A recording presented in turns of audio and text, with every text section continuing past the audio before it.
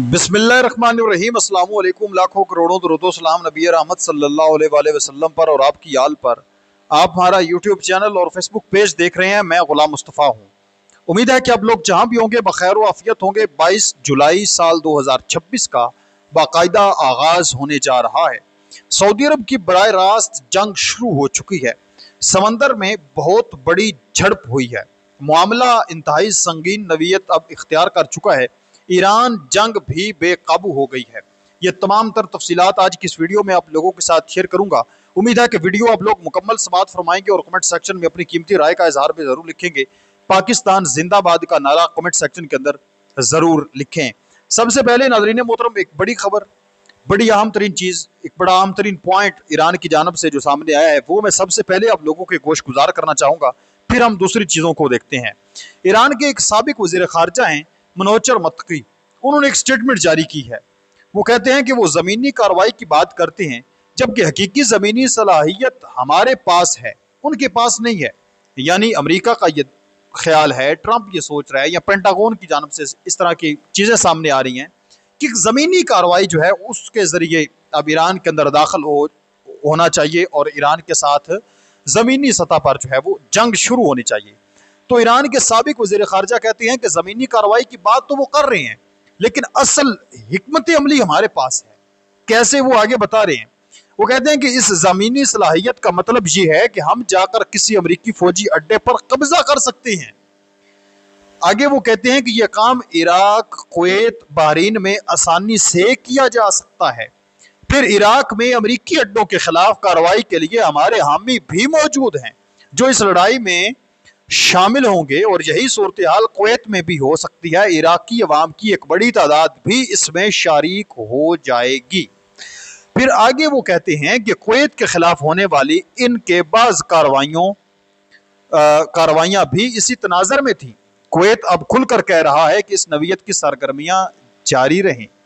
लिहाजा मेरा ख्याल है कि अगर किसी एक अमरीकी फौजी अड्डे पर कब्जा कर लिया जाए, तकरीबन 200 एहलकारों को कैदी बना लिया जाए और इस अड्डे को अपने कंट्रोल में ले लिया जाए तो इससे अमेरिका मुकम्मल तौर पर बेबस हो जाएगा और वो जंग जारी रखने के काबिल नहीं रहेगा। ये एक बड़ा अहम तरीन और बड़ा पॉइंट जो है वो उन्होंने उठाया है और इस पॉइंट की तरफ यकीनी तौर पर किसी की तवज्जो ही नहीं थी। यानी अमेरिका जो है इतने जो है वो हज़ारों किलोमीटर दूर से उठकर आके वो ईरान के अंदर जो ज़मीनी जंग या ईरान पर कब्जा करना वो आसान है, या ईरान का अपने करीबी हमसाए मुल्क के अंदर अमेरिका के फौजी अड्डे पर कब्जा करना जो है वो आसान है। ये तो हर एवरेज अक्ल रखने वाला बंदा जो है वो इस चीज़ को आसानी के साथ समझ सकता है, भांप सकता है।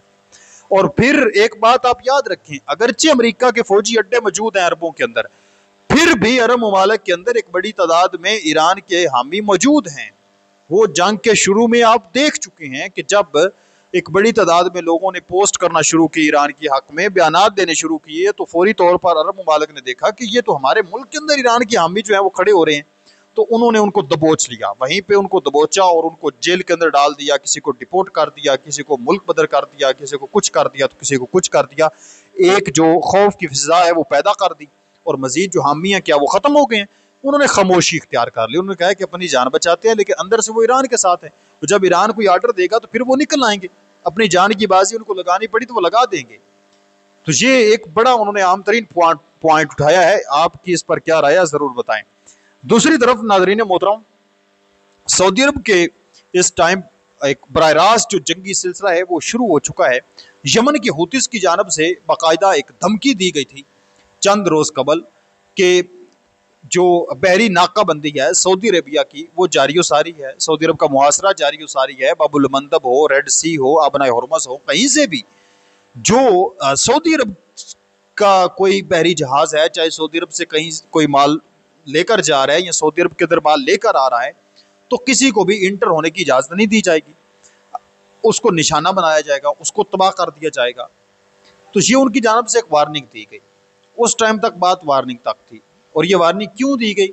सऊदी अरब की जानब से सना एयरपोर्ट के ऊपर धमाके किए गए जो यमन के हूतीस के कब्जे में आई। ये यमन के हूतीस का कहना था कि सऊदी अरब की जानब से जो है वो मिसाइल दागे गए हैं।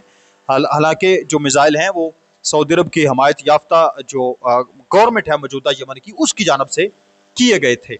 बहरहाल तो ये एक जंगी माहौल आपस में इनका बन गया। और यमन के हूतीज आप जानते हैं कि ईरान की बहुत बड़ी एक प्रॉक्सी है, तो उन्होंने चूंकि अब वार्निंग जारी की थी कि किसी भी बहरी जहाज जो सऊदी अरब का हो हमने उसको गुजरने नहीं देना, अगर गुजरेगा तो हम उसके ऊपर अटैक कर देंगे, उसको वापस जो है वो मूव करना होगा। तो आज जो अभी खबर सामने आई है कि सऊदी अरब का बहरी मुआसरा नाफुजुल अमल हो गया है।